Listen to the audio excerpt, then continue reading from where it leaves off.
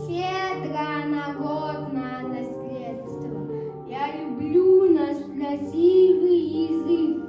На якутском говорю я с детства, словно к матери ему привык. Жизнь идет слова, пейзая, сколько новых дел, событий, чувств. Мысль свою на якутском выражая, я русских многому учусь. Я ко всем наукам ключ имею, я со всей вселенной знаком. Это потому, что я владею русским всеохватным языком. Родной язык, он дорог мне, он мой. На нем ветра в предгорьях наших свищут. На нем впервые довелось услышать мне лепет птиц зеленую весной.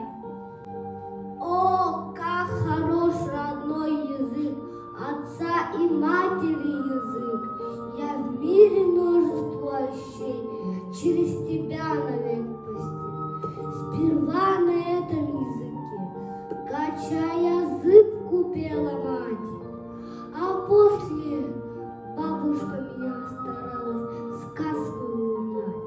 Родной язык, ты мне помог понять и радость малых лет, и боль души, когда в глазах темнеет, меркнет ясный свет. Ты мне родной язык, изречь молитву первую помог. Прости меня, отца и мать, великодушен будь мой Бог.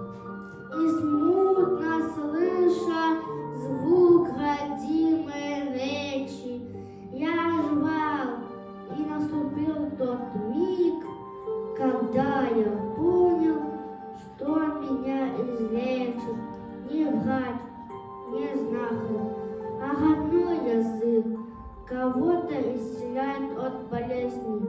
Другой язык, но мне на нем не петь. И если завтра не жизнь, то я готов сегодня умереть.